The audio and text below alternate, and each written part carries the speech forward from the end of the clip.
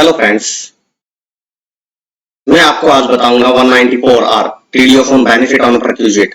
ये आपका 1 जुलाई 2022 से इंट्रोड्यूस हुआ है।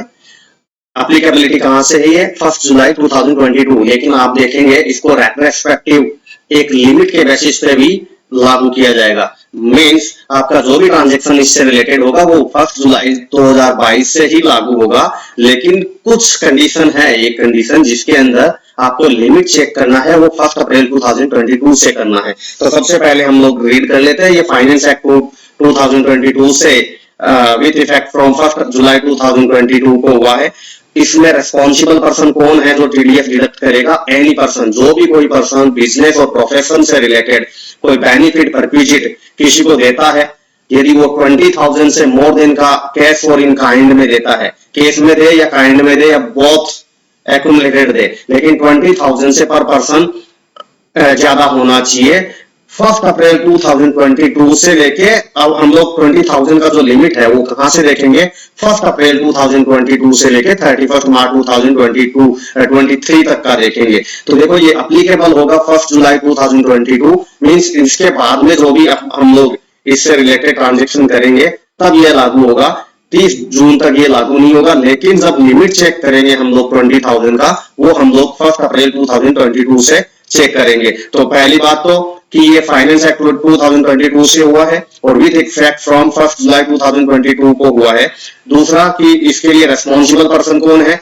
रेस्पॉन्सिबल पर्सन कोई भी पर्सन जो कि किसी रेसिडेंट को बिजनेस और प्रोफेशन के एवज में, मींस मैं बिजनेस कर रहा हूं और मैंने किसी बंदे को या कोई बिजनेसमैन को या कोई अदर पर्सन को मैं कोई बेनिफिट देता हूँ, गिफ्ट देता हूँ, मैं परक्विजिट देता हूँ, तो मेरे को टीडीएस काटना पड़ेगा 10% की रेट से। और कितना ज्यादा होगा? तो मैं यदि 20,000 से ज्यादा का गिफ्ट या परक्विजिट या बेनिफिट दे रहा हूं तब जाके ये काटना पड़ेगा। ठीक है, तो हमारा इतना हो गया। और फिर ये भले ही कैश में कन्वर्टेबल हो या नहीं हो, कोई फर्क नहीं पड़ता। और ये अराइजिंग फ्रॉम कहां से होना चाहिए?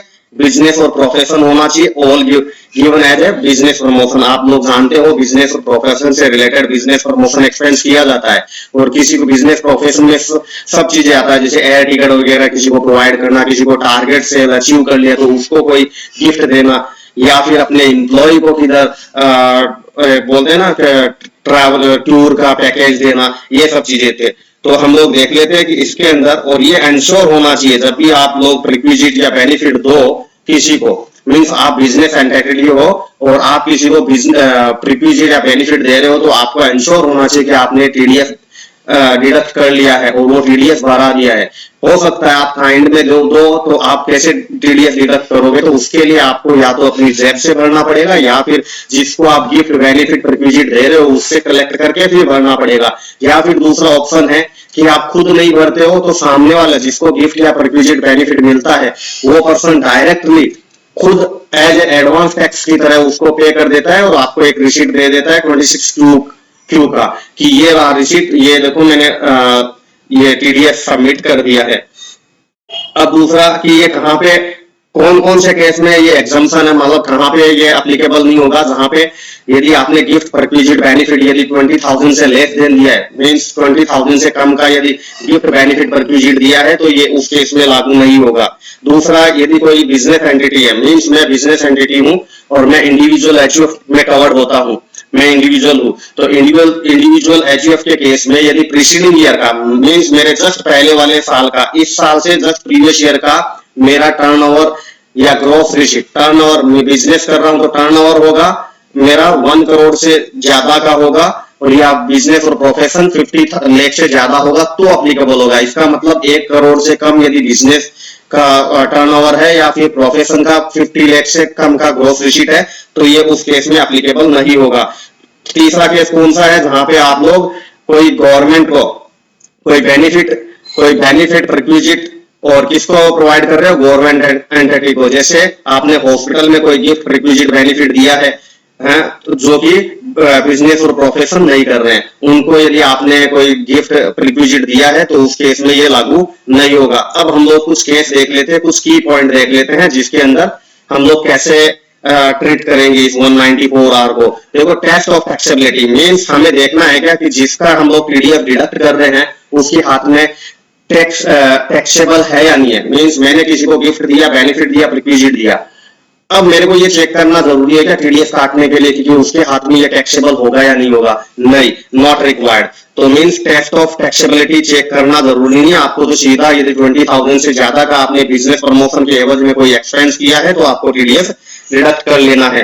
फिर ये बेनिफिट है वो कैश और काइंड या बोथ में दोनों में है, तो दोनों चीजें कवर्ड है। यदि काइंड में दिया है तो भी कवर्ड है, केस में दिया है तो भी कवर्ड है। कैपिटल असेट यदि आपने कोई गिफ्ट, रिक्विजिट, बेनिफिट में दिया है, जैसे आपने किसी आपका कोई एजेंट है उसने आपका टारगेट अचीव करा दिया, आपका सेल आपने बोला उसको कि 1 CR का सेल करवा देना तो मैं आपको एक बाइक प्रोवाइड करूंगा, तो उसने सेल करवा दिया, तो आपको क्या जो बाइक दे रहे हो तो वो भी उसके अंदर कवर्ड है। तो कैपिटल असेट वगैरह सब कवर्ड है। यदि आपने कोई फ्लैट दिया, कुछ भी दिया तो वो भी कवर्ड है बेनिफिट रिक्विजिट के अंदर। तो मींस यदि कैश में दिया तो भी है, काइंड में दिया तो भी है, कैपिटल असेट दिया तो भी कवर्ड है। उन सब पे टीडीएस डिडक्ट करना पड़ेगा। मैंने आपको बोल दिया है कि यदि कोई कैश में नहीं दे रहे हो, काइंड में दे रहे हो, कैपिटल असेट दे रहे हो तो आप टीडीएस कैसे डिडक्ट करोगे? आपको क्या करना पड़ेगा, जिसको आप दे रहे हो उससे या तो कलेक्ट करके फिर भर दो या अपनी जेब से भर दो, या जिसको मिल रहा है वो डायरेक्ट ही एज एडवांस टैक्स की तरह भर देगा तो भी आपका काम हो जाएगा। आप उस पर रिलाई कर सकते हो यदि उसने रिसीट दिखा दिया कि हमने पेमेंट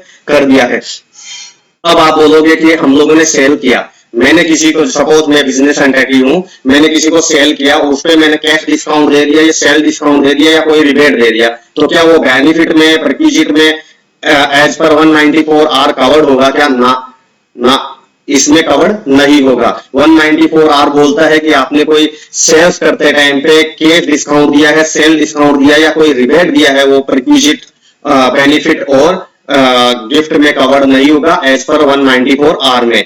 फिर इंसेंटिव, आपने cash, sale discount, cash discount और रिबेट के अलावा कोई इंसेंटिव दिया है तो उस पे सब्जेक्ट टू टीडीएस आ जाएगा, उस पे आपको टीडीएस डिडक्ट करना पड़ेगा। जैसे कि आप क्या दे सकते हो उसको एज ए इंसेंटिव, जैसे आपने उसको गिफ्ट में कार दे दिया, उसको टीवी दे दिया, कंप्यूटर दे दिया, गोल्ड चेन दे दिया, गोल्ड कॉइन दे दिया, मोबाइल फोन दे दिया, स्पॉन्सर ट्रिप दे दिया, जैसे कोई आपने घूमने फिरने के लिए उसको ट्रिप दे दिया, फिर आपने कोई फ्री टिकट करा दिया तो भी, और कोई मेडिसिन है, सैंपल मेडिकल प्रैक्टिशनर पर्सन है, उसको मेडिसिन सैंपल प्रोवाइड किया तो वो भी इसमें कवर हो जाएगा रिक्विजिट बेनिफिट में, उस पर भी आपको टीडीएस डिडक्ट करना पड़ेगा। एक दूसरा है रिम्बर्समेंट ऑफ एक्सपेंस, जैसे आपका कोई एम्प्लॉय है, आपका कंपनी है, आपका कोई एम्प्लॉय है, उसको आपने ट्रैवल टिकट दिया, बिजनेस के पर्पज से जा रहे हो, वो किसके पर्पज से जा रहा है? बिजनेस के पर्पज से, तो उसको जितना भी आप रिम्बर्समेंट करोगे उस पे सारे पे आपको टीडीएस डिडक्ट करना पड़ेगा। जितना भी उसको ट्रैवलिंग एक्सपेंस, होटल का एक्सपेंस, खाने पीने का जितना भी एक्सपेंस उसको मिलेगा, सपोज करो आपकी कंपनी का कोई एम्प्लॉय है जिसको आपने ट्रैवल फॉरेन टूर पे भेजा और बिजनेस प्रमोशन के मीन्स आपका सेल बढ़े उसके लिए आपने भेजा, या कोई भी पर्पज से आपने कंपनी के काम से भेजा, आपने उसको 1 लाख रुपए का पेमेंट किया कि ये तेरा खाने पीने का सब चीजें का है, या उसने बताया कि मेरा 50,000 लगा तो आपने उसका रिम्बर्समेंट किया, उस केस में भी आपको टीडीएस डिडक्ट करना पड़ेगा। आप जानते हो पहले ऐसा नहीं होता था, पहले यदि बिजनेस प्रमोशन से रिलेटेड कोई भी एक्सपेंस कंपनी करती थी, वो कंपनी का तो एक्सपेंस अलाउड होता था लेकिन किसी का इनकम नहीं होता था। लेकिन अभी गवर्नमेंट ने क्या बोला कि इससे आप लोग टैक्स इवेड कर रहे थे, क्योंकि ये लॉ का एक फिगर लूप होल्स था, इसके लिए टैक्स इवेड हो रहा था। तो इस अभी क्या होगा, जितना भी आपको कोई एक्सपेंस मिलेगा, कंपनी आपको ट्रैवल या किधर भी जाने के लिए बिजनेस प्रमोशन से रिलेटेड कोई भी एक्सपेंस आपको रिम्बर्समेंट ऑफ एक्सपेंस करेगी या reimbursement of out of pocket expense करेगी तो उस पर आपका टीडीएस अप्लीकेबिलिटी हो जाएगा। कंपनी को टीडीएस काटना पड़ेगा 10% की रेट से यदि उसने 20,000 से ज्यादा का आपको रिम्बर्समेंट ऑफ एक्सपेंस किया है। दूसरा बात कि यदि कंपनी ने किसी डायरेक्टर को, मैनेजर को, किसी एम्प्लॉय को कोई गिफ्ट दिया है या कोई बेनिफिट रिक्विजिट वो कंपनी के बिहाफ पे एंजॉय कर रहे हैं, जैसे डायरेक्टर को कोई कार प्रोवाइड किया, पेट्रोल का एक्सपेंस दिया जा रहा है 20,000 से ज्यादा, तो उस पर भी टीडीएस डिडक्ट किया जाएगा। तो यहाँ पे है TDS where benefit requisite used by owner, director, employ of the receiving entity, तो उसपे भी टीडीएस की एप्लीकेबिलिटी हो जाएगी और जिसको ये पैसा मिल रहा है उसके इनकम में ये ऐड हो जाएगा। लेकिन एक चीज ध्यान रखना कि रिम्बर्समेंट ऑफ एक्सपेंस में एक ऐसा केस है कि जिसमें वो इनकम ना तो आपकी मानी जाएगी, मतलब जिसको मिल रहा है वो इनकम उसकी नहीं मानी जाएगी, और जो कंपनी दे रही है उसको टीडीएस का एप्लीकेबिलिटी भी नहीं आएगा। कब? जैसे मेरे को किसी कंपनी ने फॉरेन टूर पे भेजा और मैंने क्या किया कि जितना भी उधर बिल बना वो सारा का सारा कंपनी के नाम से बनवाया, मेरे नाम से नहीं बनवाया। मैंने जितना भी इनवॉइस था वो सारा का सारा कंपनी के नाम से बनवाया और उसका रिम्बर्समेंट कंपनी ने किया है, तो उसका आपको ना तो मेरा इनकम माना जाएगा और ना ही टीडीएस के लिए एप्लीकेबिलिटी आएगा कंपनी के ऊपर। ठीक है, तो ये चीजें ध्यान रखना। फिर किधर हॉस्पिटल डॉक्टर यदि कोई फ्री सैंपल रिसीव करते हैं, फिर वैल्यूशन कैसे निकालना है? वैल्यूशन जनरली केस में तो आपको फेयर मार्केट वैल्यू को ही वैल्यूशन देखना है, लेकिन कुछ है केस में, दो केस है जिसके अंदर आपको फेयर मार्केट वैल्यू को नहीं लेके जो बताया वो, जैसे कोई चीज है, कंपनी है, कोई चीज प्रोवाइड कर रही है, गिफ्ट प्रोवाइड कर रही है, वो खुद परचेज करके फिर प्रोवाइड कर रही है, उसके पास में परचेज प्राइस है, तो वो सारा क्या माना जाएगा? गिफ्ट का जो बेनिफिट है वो क्या, बेनिफिट का अमाउंट की वैल्यू कितना माना जाएगा? जितने में कंपनी ने परचेज करके एम्प्लॉय को या किसी पर्सन को दिया है as a gift benefit requisite, तो वो उसमें, जैसे बाइक मैंने खरीदा, मैं कंपनी हूं और मैंने बाइक खरीदा और अपने एम्प्लॉय को दिया, या किसी ने टारगेट अचीव किया था सेल या कोई भी तरीके का टारगेट अचीव किया जिसके ऊपर मैंने बेनिफिट या रिक्विजिट देने वाला हूं मैं उस बंदे को, तो जितने में मैंने बाइक खरीदा था उतने का ही प्राइस उसके हाथ में टैक्सेबल होगा और उस पर ही टीडीएस काटना पड़ेगा, उसमें फेयर मार्केट वैल्यू लेने की जरूरत नहीं है, वो परचेज प्राइस ही आपको कंसीडर करना पड़ेगा। या फिर आप कोई मैन्युफैक्चरर हो तो आपने क्या किया कि सपोज करो मेरा गारमेंट का कंपनी है और मैंने किसी एम्प्लॉय को या किसी को भी जिसने भी मेरा सेल करवाया, तो एज ए सेल प्रमोशन के केस में मैंने उसको 4 कोई लेडीज गारमेंट दे दिया, तो उसका वैल्यू मेरे को क्या लेना है? उसका वैल्यू वही लेना है जो वैल्यू में यदि बेच के देता, मींस कस्टमर से चार्ज करता, मींस वही वैसे ही गारमेंट में यदि किसी कस्टमर को बेचता हूं तो उससे कितना मैं चार्ज करता हूं उतना ही उसको बेनिफिट और रिक्विजिट का वैल्यू लिया जाएगा। ठीक है, तो फिर उसमें कि रिम्बर्समेंट ऑफ एक्सपेंस अपन ने देख लिया।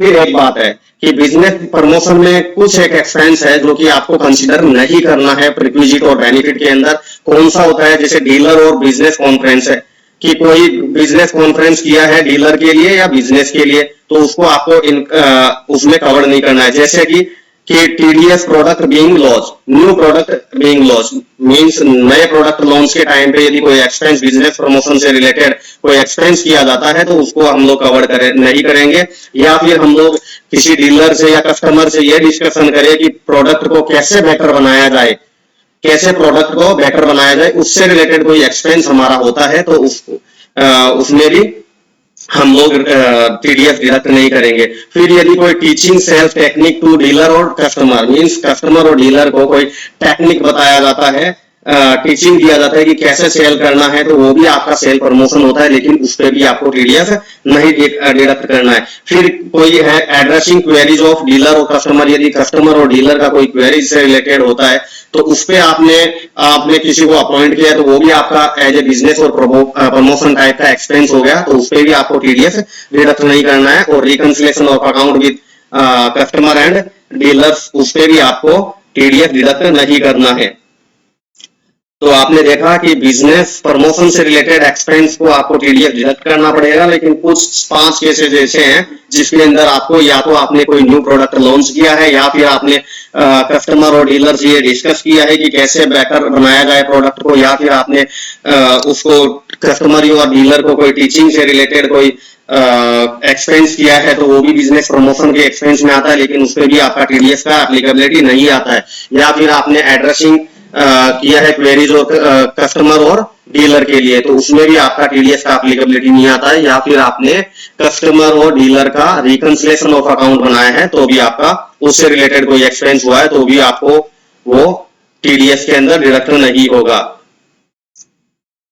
फिर मैंने आपको बता ही दिया कि कैलकुलेशन आपको करना है 20,000 से यदि ज्यादा का आपका होता है threshold limit for financial year 22 and 23 के लिए। और मैंने आपको बताया कि ये इफेक्ट फ्रॉम तो कहां से है 1 जुलाई 2022, लेकिन सीबीडीटी ने क्लियर किया है कि आपका ये जो भी 20,000 का लिमिट देख रहे हो ये 1 अप्रैल 2022 से लेके 31 मार्च 2023 तक का आपको टोटल अमाउंट ऐड करना है। कैलकुलेशन ऑफ वैल्यू और aggregate value of benefit of requisite triggering TDS shall be counted from 1 April 2022। तो इतना सा बड़ा हमारा ये टीडीएस का सेक्शन था। मैं आपको एक शॉर्ट मेमोरी में बता दूं कि आपका ये टीडीएस एप्लीकेबिलिटी होता है यदि आपने बिजनेस प्रमोशन से रिलेटेड कोई भी एक्सपेंस किया है, जैसे आपने कोई ट्रैवल टिकट किया, कोई किसी एम्प्लॉय या किसी पर्सन को आपने अपने बिजनेस के लिए फॉरेन ट्रैवल किया, तो उस पर यदि कोई एक्सपेंस लगने वाला है और उस बंदे ने अपने नाम से, खुद के नाम से बिल बना लिया और उसका रिम्बर्समेंट यदि कंपनी कर रही है, तो कंपनी का काम है कि वो 10% से टीडीएस डिडक्ट कर ले यदि 20,000 से ज्यादा का खर्चा किया है। या फिर आपने कोई फ्री गिफ्ट वगैरह दिया है तो वो भी आपको 20,000 से ज्यादा का दिया तो टीडीएस का एप्लीकेबिलिटी आ जाता है 10% से।